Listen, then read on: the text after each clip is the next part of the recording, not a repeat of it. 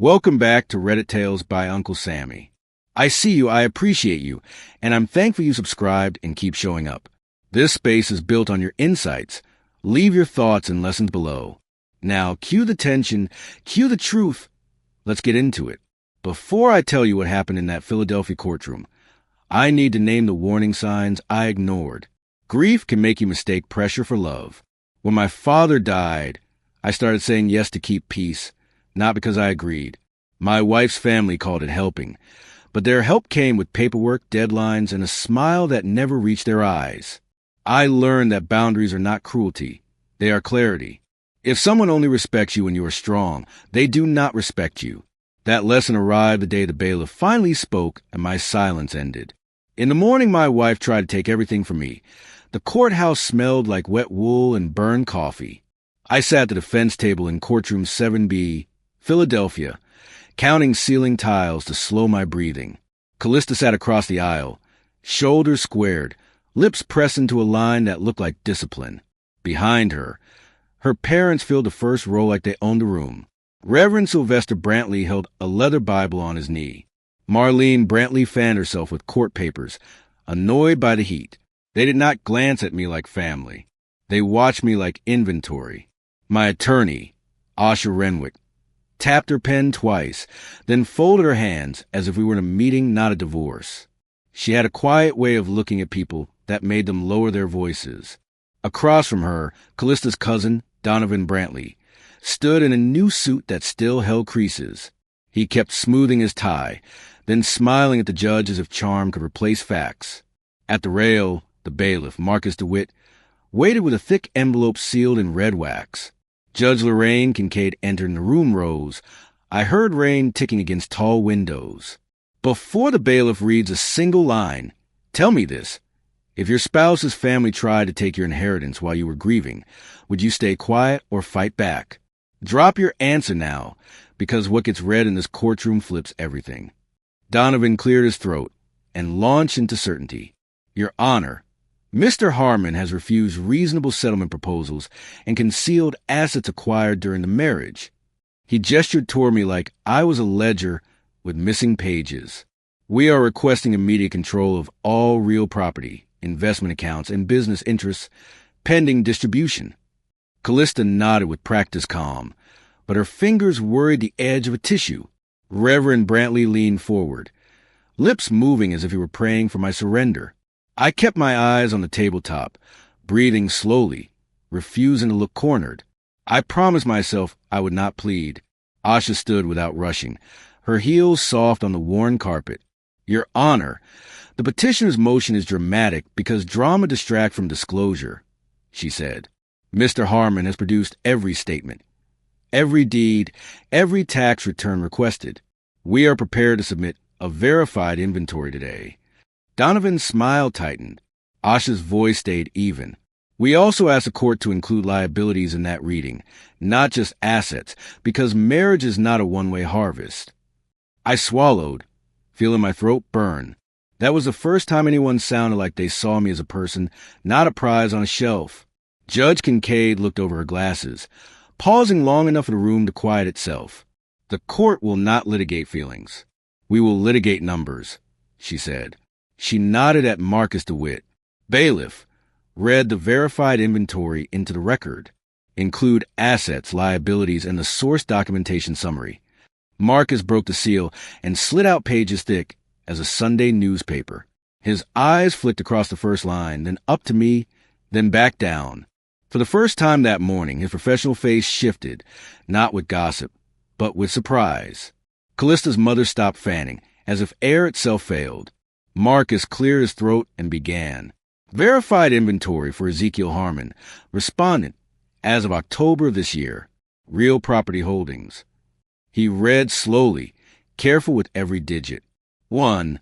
A duplex in the Cleveland area, held by Harmon Family Trust. Acquired prior to marriage. Appraised at $490,000.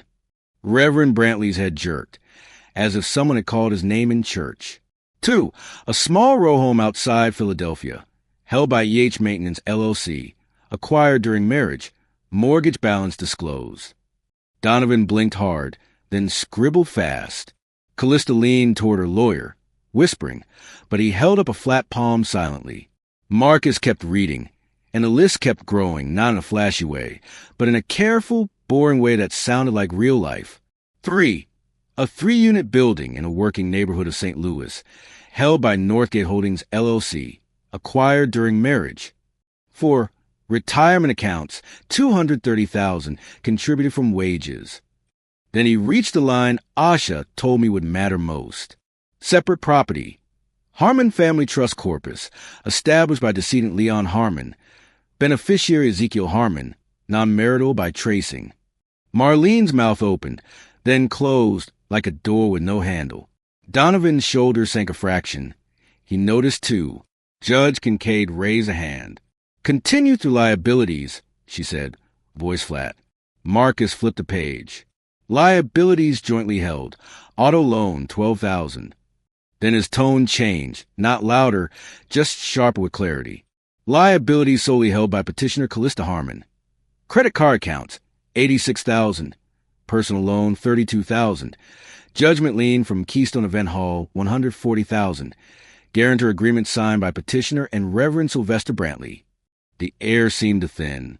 Callista's head snapped up like she had been stung. Her father stared at the floor. I watched Donovan's pen stop moving, then start again, slower this time. Calista whispered, "That is not my debt." But her voice did not reach the bench. Donovan stood. "Your Honor, this is irrelevant to equitable distribution of the respondent's properties." Asha replied, "It is relevant to the truth. The petitioner asked for control of everything. Control requires disclosure of why." Judge Kincaid's eyes stayed on Calista. "Ms. Harmon, you signed under penalty of perjury that you had disclosed all liabilities. Did you read what you signed?" Callista's jaw worked. I could see the habit she had in stress, tapping an invisible rhythm with her tongue. She did not answer. Not at first. 18 months earlier, I was standing in the hallway of Jefferson Methodist Hospital, staring at a vending machine that would not take my dollar. My father, Leon Harmon, was upstairs recovering from a stroke, and my brain felt like it had been wrapped in cotton. I kept trying the same dollar, as if persistence could change metal. That was my pattern then. Repeat, endure, hope. Calista arrived in heels. She had no reason to wear in a hospital, carrying a tote of paperwork and snacks. She kissed my cheek, said, "I have you," and for a while I believed her. Calista could be tender when life was simple. She remembered my coffee order, folded my laundry into perfect stacks, and left sticky notes on the fridge in neat handwriting. But she also lived by her family's calendar. Sunday service at Mount Zion, Tuesday dinner at her parents' twin house in Germantown. Every decision is reviewed like a budget line. When my father's recovery stalled, Reverend Brantley began showing up at the hospital with prayer cloths and questions about my father's house. "We can help manage things," he said, smiling with his teeth. I thanked him, meaning it, because I was exhausted. My father passed in early spring, when the last snow piles were still leaning against curbs like arguments. I will not describe that day beyond this. The world kept moving while my chest refused to. At the repast, the church basement smelled of baked chicken and floor polish. People hugged me and told stories, and I nodded like I could keep them safe. Calista stayed near her mother, accepting condolences as if she were the widow. Later, while I stood alone by the coffee urn, Reverend Brantley said, "We should talk estate. Soon. Not how are you. Not I am sorry." 2 weeks after the funeral, Calista asked me to come to her parents' house for a family meeting. It was a twin with covered furniture and a portrait of Reverend Brantley in his robe above the fireplace. Marlene served sweet tea in glasses that smelled of dish soap. Donovan was there too, setting a folder on the coffee table like a centerpiece. "This is protection plan," he said. "A way to keep your father's property safe and to keep Calista secure." I stared at the folder and felt my stomach sink, because protection should not require signatures after dinner. Donovan slid pages toward me. The plan was simple in their mouths and complicated on paper. It asked me to retitle my father's duplex into a marital holding company, controlled by Calista and her parents. It asked me to grant Calista power of attorney for efficiency. It asked me to agree that properties I acquired would be considered joint regardless of source, regardless of timing. When I hesitated, Marlene sighed. Your father would want his daughter-in-law protected, she said, as if she had known him. Calista watched me, soft-eyed, then said, Zeke, please. I cannot carry uncertainty. Not right now. I told him I needed time. My voice sounded smaller than I felt. Reverend Brantley smiled and quoted scripture about husbands and provision, but his eyes stayed on the papers. Donovan said, We can have this notarized next week. Callista's hand found my knee under the table, a private squeeze that meant hurry. On the drive home, she kept the radio off while drizzle webbed the windshield. Why are you making this hard? She asked. I answered the way I always did then, trying to keep peace. I am tired. She stared out the window like my fatigue was disobedience. I had always been the quiet one, the man who fixes what is broken without announcing it. I worked as a facilities engineer for a hospital network, solving problems before anyone notices them.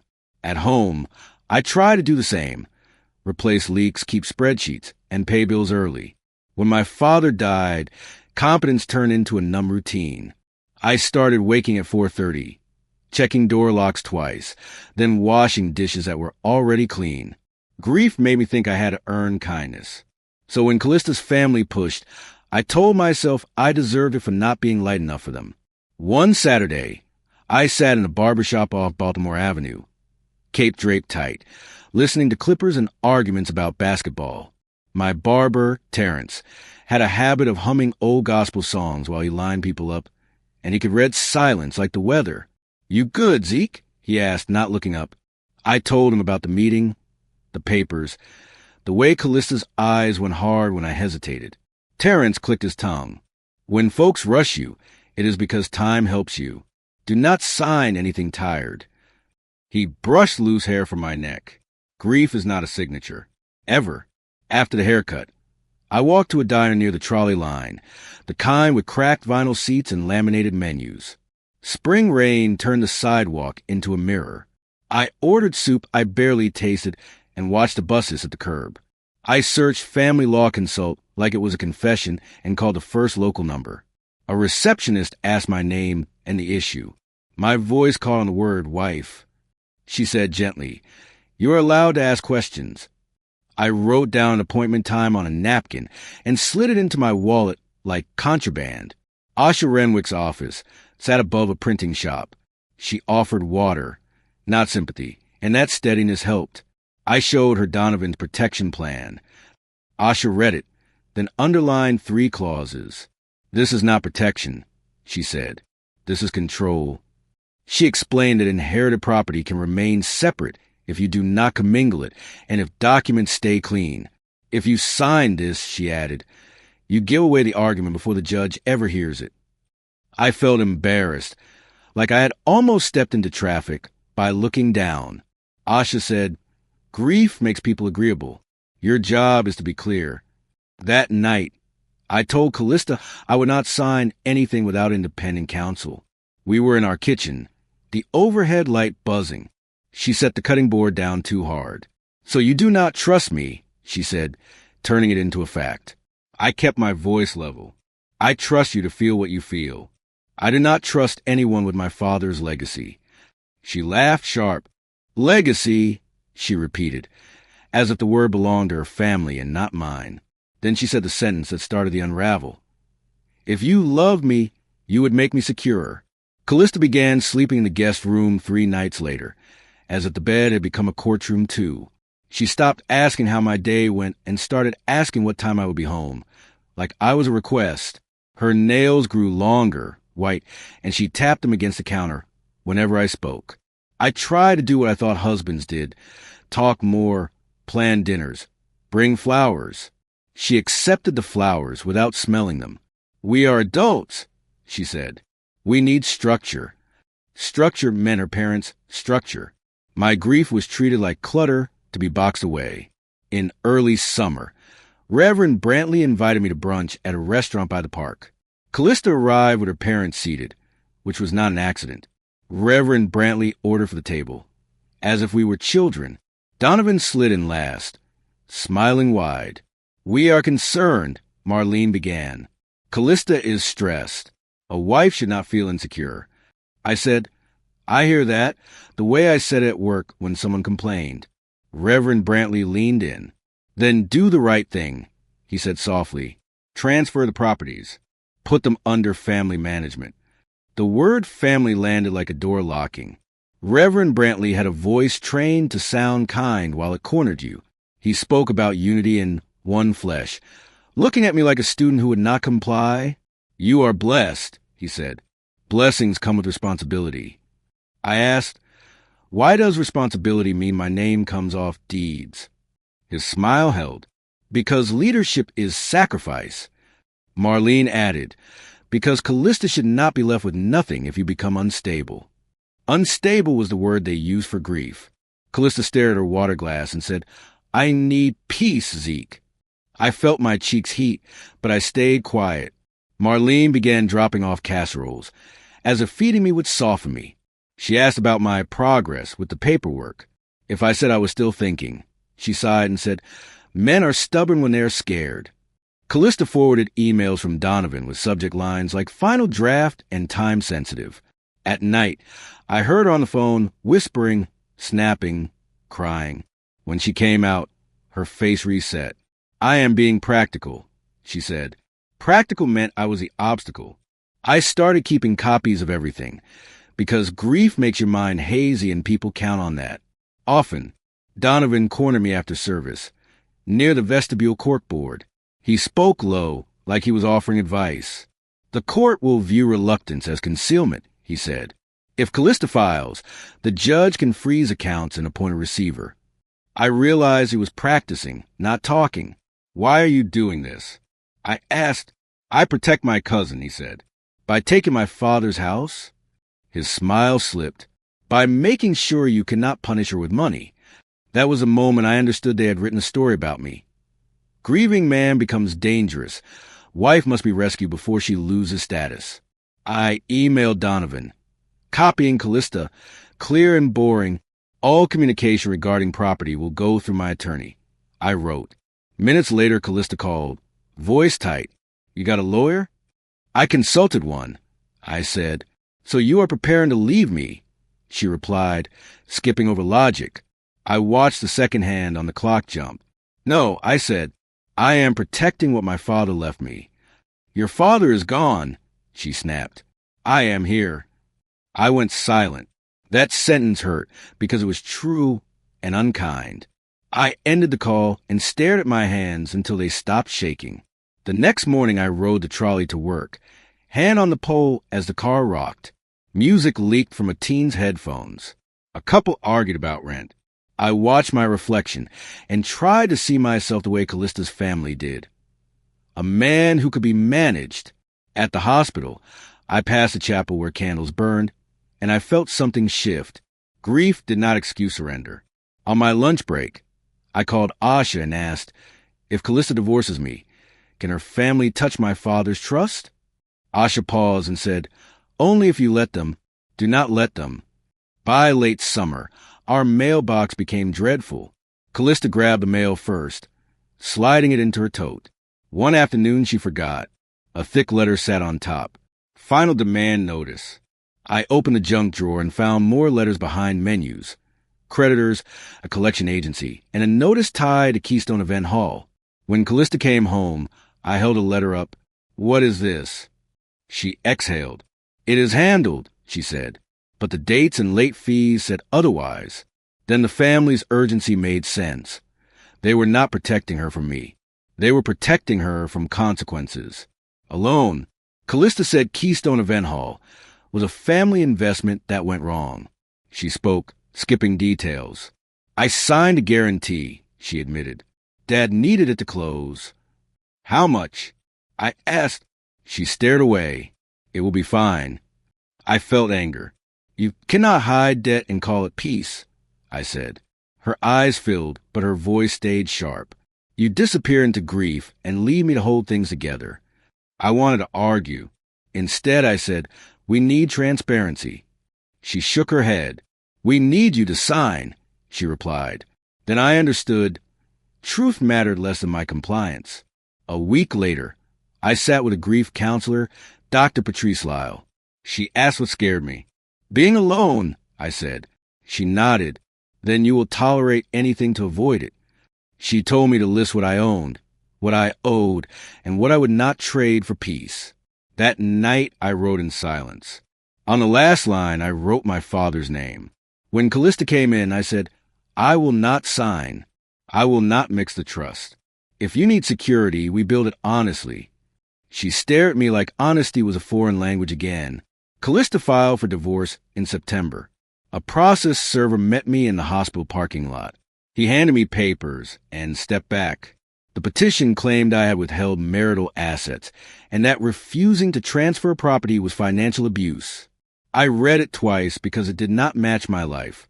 2 days later, a temporary order froze accounts and set a hearing date. Calista moved into the master bedroom for optics. She told friends I was acting strange since my father's death. I kept going to work, fixing things for strangers while my home became a spreadsheet of accusations. Asha moved with order. She hired a forensic accountant, Lionel Sykes, who carried a calculator like an extra finger. He asked for bank statements, deeds, emails, and Callista's disclosures. When he reviewed her numbers, his eyebrows lifted. "These do not reconcile," he said. He explained that debt does not vanish because you omit it. It waits and grows. Over weeks, he traced my father's trust documents and tracked every deposit from my wages into our joint account. "You kept separation," he told me, "but your marriage has bad disclosure." That was the clearest way to say my wife had been hiding things. Callista's family assumed I owned nothing because I did not perform well. I drove a sedan and lived quietly. Years before my father got sick, he taught me, build in silence.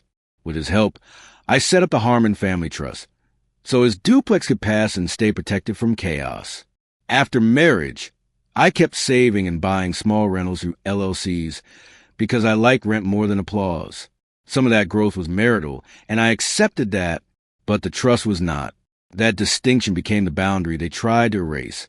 First with smiles, then with threats always. Mediation happened in a windowless office. Calista arrived with Donovan and her parents. As if the marriage had been a group project, the mediator asked what she wanted. Security, Calista said. Donovan translated. Control of the trust property, control of my LLCs, and support for entitlement. Asha slid my counteroffer. Split marital contributions, no touch to the trust, and Calista responsible for her separate debts. Marlene laughed. Reverend Brantley said, "He is punishing my daughter." I looked at Calista, waiting for corrections. None came. Asha said, "They are not negotiating. They are trying to exhaust you." I felt it working. The pressure turned social. At Mount Zion, whispers followed me down the aisle. People who once hugged me now nodded without warmth. Calista sat with her parents and looked through me. After benediction, Reverend Brantley led a special prayer for families under attack. He spoke about men who hoard, hide, and abandon their wives emotionally. He never said my name, but he did not need to. I stood in the back and let the words pass, each one designed to make me defend myself. Terrence caught my eye and shook his head once. Do not argue with performance ever. Calista confronted me in the church parking lot, her mother beside her like a witness. "You are embarrassing me," Calista said. "By existing?" I asked. Marlene gasped, theatrical. Callista's eyes were bright, no tears. "You are punishing me because you cannot process your grief," she said. "My grief did not create your debts," I replied. Naming it shifted things. Calista flinched. Marlene's face hardened. "Sign the papers," Calista said. "End this." I looked at her and understood she wanted control more than partnership. I got into my car and drove away without saying goodbye, because goodbye was better than a speech. After that, I stopped taking Callista's calls. Asha told me to keep communication in writing, short, factual. I moved into the room and cooked meals for myself. I started sleeping again, not well, but I slept. When I missed Calista, I reread the petition where she called my boundaries abuse. It reminded me I was not dealing with misunderstanding. I was dealing with strategy. In October, Lionel finished his report and handed Asha a binder thick to bruise a table. "This will keep you upright," he said. I held it like a shield and felt my spine do its job. The hearing resumed 2 weeks later, and the hallway outside courtroom 7 sounded like a station. Shoes squeaked on tile, a copier hummed, and someone argued softly about support. Calista arrived in a camel coat, hair pulled tight, eyes bright with confidence borrowed from an audience. Reverend Brantley carried his Bible. Donovan carried 2 binders and a smile that kept slipping. Asha greeted them politely, then set Lionel's report on our table like a weight. I felt my pulse in my fingertips, but I kept my posture plain. I was done performing smallness for anyone. Today, the numbers would speak. Judge Kincaid reviewed Lionel's summary and asked Calista a simple question. "Ms. Harmon, did you disclose these liabilities before filing?" Callista's mouth tightened. Donovan started to answer, but the judge lifted a finger. I watched Callista's eyes dart to her father, then to her mother, then back to the bench. "I did not think they were final," she said. The judge nodded once, not approving, just recording. Asha asked permission to enter the guarantor agreement as an exhibit, and Marcus DeWitt walked it forward. Reverend Brantley stared at his own signature, like it had betrayed him, in plain black ink. Donovan pivoted quickly, arguing that my rentals were family resources and that control should transfer to Calista. Asha stood and asked the court to read the tracing page aloud, the one showing the trust source and the separate title chain. Judge Kincaid did, line by line, like a teacher correcting a careless essay. Then she looked at Donovan. "You can request equitable distribution of marital property," she said. "You cannot rewrite a trust because you feel entitled." Her gavel tapped once. "The emergency motion is denied. Temporary control remains with Mr. Harmon." Callista's chin trembled, but she held it up. Outside, the rain had slowed to a mist and a pretzel cart steamed. Marlene marched toward me as if the sidewalk were her living room. "You humiliated us," she hissed. I heard a siren fade down Market Street and forced my voice to stay low. "The documents are not humiliation," I said. "They are facts." Reverend Brantley tried a softer approach, calling me son the way he did in sermons. "A man can forgive," he said. I answered, "Forgiveness is not the same as surrender." Calista stood behind them, eyes wet, waiting for me to rescue her from consequences again. That weekend I rode the bus to the cemetery, sitting behind a woman whose grocery bag smelled like oranges. The heater rattled, and the driver's radio warned of frost. I stepped off near a corner store with a flickering sign and bought water I did not need, just to feel steady. At my father's headstone, I kept it simple. I told him I missed his laugh and the way he whistled while fixing faucets. I admitted I was scared of being the villain in Callista's story. Then I said what surprised me. I was more scared of losing myself. Calista asked to meet at a diner in West Philly, with chipped mugs and a bell over the door. She arrived alone. Her voice was soft. "I did not want it like this," she said. I watched her stir sugar 3 turns, the old habit I used to love. "Your family wants control," I said. "You want relief." "I want safety," she replied. "Then tell me the full debt," I said. "Every account, every signature." She looked down. "It is more than they told me." "Then we face it," I said, "without touching my father's trust. No shortcuts, no rescues." Calista slid a spreadsheet across the table. It listed the Keystone judgment, credit cards, and a personal loan. "My father said it was temporary," she murmured. "He said I was helping the ministry." Her hands shook and she hid them. I felt the urge to fix everything, to rescue her. Instead, I asked, "When did you learn it was bad?" She stared at the menu when the payment stopped. "Months ago." "And you kept it from me," I said. "I was afraid you would leave," she whispered. I did not say my thought. She had already left, just slowly. We left the diner without touching, like co-workers after a hard meeting. Outside, damp leaves and exhaust mixed in the cold. A trolley clattered past. That night, I emailed Asha, Calista had disclosed more debt, and I wanted the court to see I was refusing takeover, not hiding. Asha replied with options: propose structured division, request financial counseling, and seek sanctions for non-disclosure. I stared at the screen and felt grief rise again, not for the marriage ending, but for what it had become. I still care about Calista, but caring did not mean being consumed. It finally felt real. The next hearing was quieter, which made it sharper. Judge Kincaid ordered full disclosure from both sides, including third-party guarantees. Asha requested subpoenas for the Keystone file and the accounts used for payments. Donovan objected, calling it harassment. The judge's tone turned icy. If your case depends on secrecy, it is a problem, she said. 2 weeks later, Lionel showed us records. Payments came from a church account under Reverend Brantley's control, then stopped when an audit began.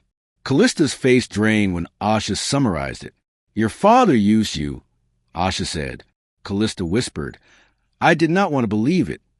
Marlene called from a block number, voice tight with fury. You are tearing our family apart, she said. Your family did that. I replied.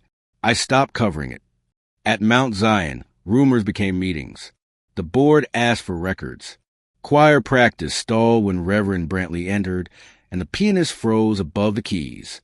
Calista stopped attending and sat on her apartment floor with files spread around her. When she texted me, the messages were brief. I did not know. I am sorry. I read them and set my phone down. An apology did not rewind anything, but it changed tomorrow. With subpoenas active, Donovan's tone changed. He asked Asha for a private settlement conference. No parents present. In a small room, he spoke. Calista will accept less, he said, as if mercy were a gift. Asha slid our proposal over. Division of marital contributions, no access to the trust, and Calista responsible for her separate debts. Donovan frowned. Her parents will not allow that. Asha did not blink. Her parents are not parties, she said. For the first time, Donovan looked tired. She is scared, he admitted. So was I, but fear did not justify taking what was not hers. Calista met me at a park by the river. She wore a knit hat and looked tired. I let them talk over us, she said. I made you the enemy because it was easier than admitting I was wrong. I listened, hands in my pockets. Do you still love me? She asked. My answer was not simple, so I chose the honest part. I care about you, I said, but I cannot be married to you and your parents. She wiped her face. I do not know who I am without them. Then learn, I said, just not on my back. In November, the church board placed Reverend Brantley on administrative leave, pending review of finances. No one said theft aloud, but people said mismanagement with sharpness. Mount Zion held service anyway, led by a visiting minister with a calm voice. I sat in the back one last time and listened to the choir sing without tension. Afterward, Terrence clapped my shoulder. You did not do this, he said. You stopped lying to them. Walking to my car, I realized my shame had been borrowed. Grief still lived in me, but it no longer made me obedient. A quiet win. Still, the final settlement conference came in early December. Calista arrived without her parents. Donovan looked annoyed, quiet. Asha read the terms. Marital accounts divided, LLC interests valued and split, and the Harmon family trust confirmed separate. Calista kept her car and items. I kept the trust property and trace rentals. The judgment and credit debts stayed hers unless she proved I benefited. Callista's hand hovered over the pen. She looked at me once, then signed. Relief did not feel like joy. It felt like my shoulders were lowering. Judge Kincaid approved the agreement and warned that non-disclosure carries consequences beyond divorce. Outside, Calista stopped me. I thought your quiet meant you would bend, she said. I thought love meant I had to absorb everything. I replied. She swallowed. My father says you ruined him. He ruined himself. I said. He taught you that other people's property is a solution. Calista looked away.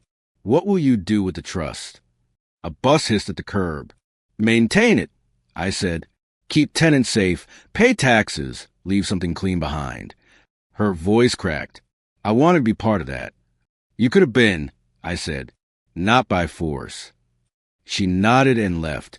I moved to a smaller place in Cleveland, near my father's duplex. Winter arrived with lake wind.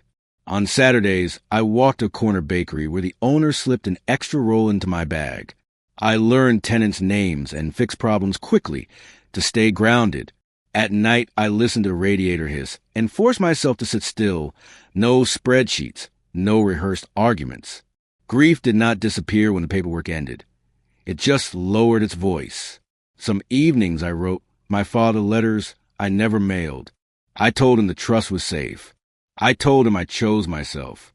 A month after settlement, Calista emailed from a new address. Subject, update. She had moved into a studio in Harrisburg, found work in medical billing, and started credit counseling. Her parents had stopped speaking to her, except to demand she repair the church fallout. She wrote, I replay the day the bailiff read the debts. I felt exposed but relieved. The truth gave me air. I waited 2 days before replying, so pity would not lead. I wrote, I am glad you're getting help. Keep telling the truth, even when it costs you. That was all. It was enough. After divorce, I kept therapy appointments like maintenance schedules. Consistent, unglamorous, necessary. Dr. Lyle helped me name patterns. I had confused endurance with love and silence with safety. She asked what I wanted next, not what I could survive. That question followed me everywhere. I started saying no without explaining. I stopped apologizing for asking questions. I joined a library book group and spoke in full sentences again. I did not rush into anything. I learned to notice respect in small moments. Someone returning a call, accepting a boundary, and waiting for my answer. It felt unfamiliar, then it stuck. By January, Mount Zion's board announced oversight. Reverend Brantley resigned and stopped answering questions. I never learned the details, and I did not chase them. I was done living inside other people's stories. Donovan sent an email asking for privacy. Asha replied, the record speaks for itself. At work, my supervisor asked if I was okay, and I told the truth. I am recovering. Recovery was not triumph. It was waking up, paying bills, fixing leaks, and building a life not dependent on approval. Morning's hand reached for my phone. Then I remembered the fight was over. Peace still took practice.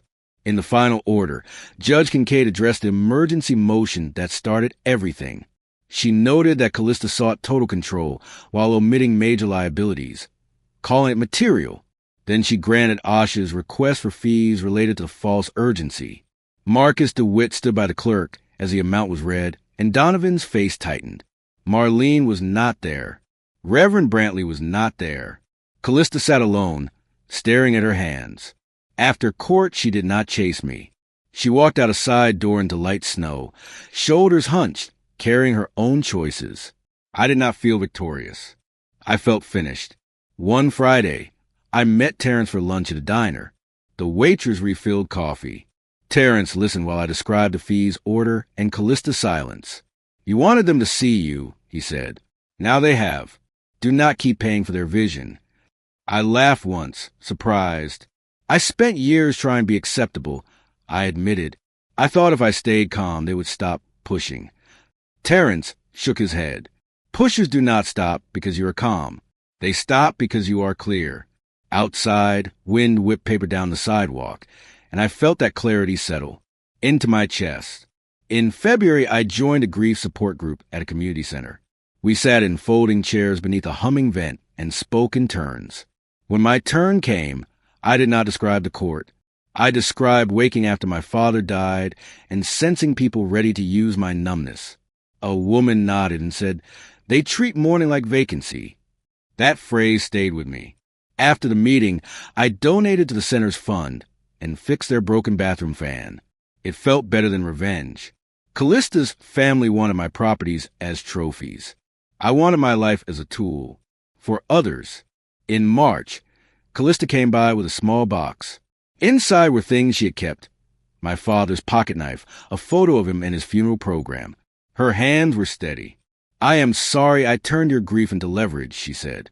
You did, I replied. She nodded. I filed a repayment plan, she added. I told my parents I will not sign for them again. Silence sat between us. At the door she paused. You were not weak, she said. You were patient. Patience is only good with boundaries, I answered. Then she left, and I locked the door once. I still see that first hearing like a photograph. Calista's family behind her, certain the court would hand them my life. They came for properties, but they carried debts and secrets.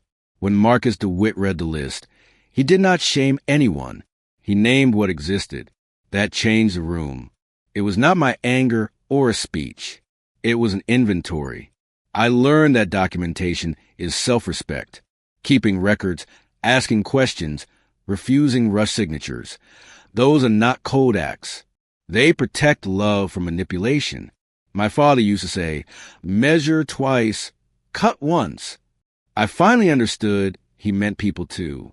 In court, on a clear Saturday in April, I sat on the duplex porch, reviewing spring repairs.